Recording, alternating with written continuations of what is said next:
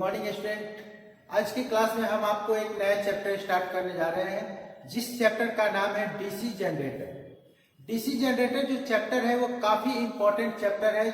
या तो आप इलेक्ट्रिकल ट्रेड से आईटीआई कर रहे हो या इलेक्ट्रॉनिक ट्रेड से, इन दोनों ट्रेड्स में डीसी जनरेटर्स के बारे में आपको जानकारी होना नितांत आवश्यक है और एग्जाम में प्रायः इस चैप्टर से क्वेश्चन पूछे जाते हैं। ये चैप्टर थोड़ा लंबा हो सकता है, इसलिए इस चैप्टर को पार्ट बाय पार्ट कर आप तक हम शेयर करेंगे। इस क्लास को स्टार्ट करते हैं। सबसे पहला चीज है क्या कि कोई भी चीज पढ़ने से पहले, किसी भी चैप्टर को पढ़ने से पहले हम लोग को क्या करना चाहिए, थोड़ा बैक में जाना चाहिए। बैक में जाने से क्या होता है कि किस प्रकार वह उत्पत्ति हुई, किस प्रकार हम लोग के लिए वह इम्पोर्टेंट है, इन सभी चीजों की जानकारी हमको मिल जाती है। और साथ ही साथ अगर हम लोग इसको एक स्टोरी के रूप में, किसी भी चैप्टर को अगर हम लोग एक स्टोरी के रूप में लेकर करके पढ़ते हैं तो वो चैप्टर हम लोग के लिए काफी इम्पोर्टेंट होता है और वो चैप्टर समझ में भी काफी ज्यादा आता है। तो आज का जो ये क्लास है वो आपको एक स्टोरी के हिसाब से हम लोग सबसे पहले इसको आप तक शेयर करने का कोशिश कर रहे हैं, जिससे आपको ये चैप्टर समझने में काफी आसानी हो। इसलिए आप लोग भी इस चैप्टर को ध्यानपूर्वक बिना वीडियो को स्किप किए हुए अगर आप देखते हैं तो आपको काफी ज्यादा इम्पोर्टेंट जानकारी प्राप्त होगा। तो हम लोग सबसे पहले देखते हैं कि जनरेटर का जरूरत हमको क्यों पड़ा।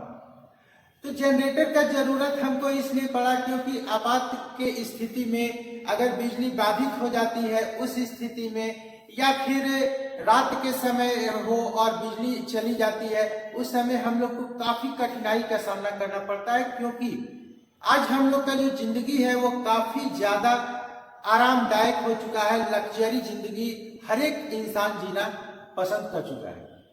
हर एक इंसान एक लग्जरी जीवन जिंदगी गुजर कर रहा है, जिसके कारण उसको काफी परेशानी का सामना करना पड़ता है यदि बिजली बाधित हो जाए तो। और जैसा कि हम लोग जानते हैं कि हम लोग के देश में, भारत में प्रायः जो सप्लाई ट्रांसमिट किया जाता है वो सप्लाई एसी सप्लाई होता है। और जो हम लोग जो सामान यूज करते हैं अपने जीवन को आरामदेह बनाने के लिए, वो सामान जो होता है वो एसी सामान भी होता है, एसी से चलने वाले सामान भी होते हैं और कुछ डीसी से भी चलने वाले होते हैं। शुरू में डीसी से जो सामान चलते थे उसको चलाने के लिए हम लोग बैटरी का यूज करते थे, लेकिन बैटरी जो होता है वो काफी कॉस्टली होता है, जिसके कारण हम लोग को काफी अपना कह सकते हैं कि पॉकेट से जो खर्च होता है उस सामान को, उस चीज को देखने में वो काफी ज्यादा होता है। इसलिए बैटरी का सब्स्टिट्यूट वैज्ञानिक लोग खोज करने लगे और उनको बहुत जल्द सफलता भी मिल गया। कैसे सफलता मिला? फैराडे नामक वैज्ञानिक ने प्रयोग के द्वारा यह पाया कि जब किसी चुंबक के बीच हम लोग यदि अगर हम लोग किसी कॉइल को मूव कराते हैं, घुमाते हैं, तो कॉइल के द्वारा ईएमएफ उत्पन्न होता है। जैसे ही यह पता चला उन लोगों को, वैज्ञानिकों को, जैसे ही यह पता चला, इसको कार्य रूप देने लगे और उसी का नतीजा है कि आज हम लोग के पास डीसी जनरेटर उपलब्ध हो सका है। तो डीसी जनरेटर में जो हम लोग के लिए सबसे इम्पोर्टेंट है तो क्या है, डीसी जनरेटर की डीसी जनरेटर क्यों हमारे लिए आवश्यक था, इसके बारे में हम लोगों ने पढ़ा। अब हम लोग देखते हैं कि डीसी जनरेटर जो है वो डीसी जनरेटर कितने प्रकार का होता है, जनरेटर कितने प्रकार का होता है, जनरेटर है क्या। तो जनरेटर एक ऐसा यंत्र है जिसमें हम लोग इलेक्ट्रिकल एनर्जी के द्वारा इलेक्ट्रिकल एनर्जी प्राप्त करते हैं। जनरेटर एक ऐसा इलेक्ट्रिकल यंत्र है जो मैकेनिकल एनर्जी को, मैकेनिकल ऊर्जा को इलेक्ट्रिकल ऊर्जा में कन्वर्ट करता है, बदलता है। तो जनरेटर जो है वो आपको फैराडे के इलेक्ट्रोमैग्नेट सिद्धांत पर कार्य करता है और फ्लेमिंग के दाएं हाथ के नियम के अनुसार हम लोग फ्लक्स, जो कॉइल जो मूव होता है उसमें हम लोग उसके दिशा को ज्ञात करते हैं।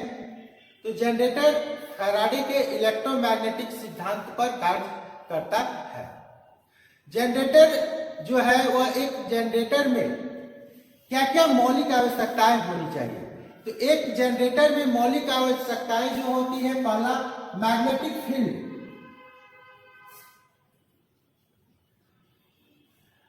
दूसरा क्या जरूरत होगा हम लोग का, पहला तो हो गया कि मैग्नेटिक फील्ड रहेगा तभी हम लोग को कॉइल उसमें मूव करेगा और कॉइल से हम लोग वोल्टेज प्राप्त कर सकते हैं। दूसरा है आर्मेचर। आर्मेचर कहने का मतलब है कि आर्मेचर वह माध्यम होता है जिस पर हम लोग तार लपेटे हुए होते हैं। अगला जो है वो कम्यूटेटर या ब्रश।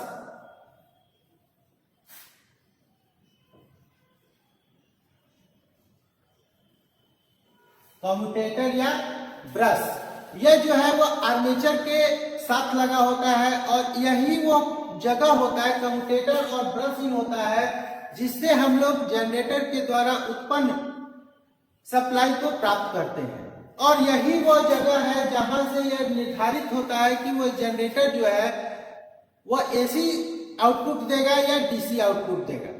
तो अगर हम लोग ब्रश का यूज किए हुए हैं, कार्बन ब्रश का यूज किए हुए हैं तो वो एसी देगा, और अगर हम लोग कम्यूटेटर का यूज किए हुए हैं तो वो डीसी देगा।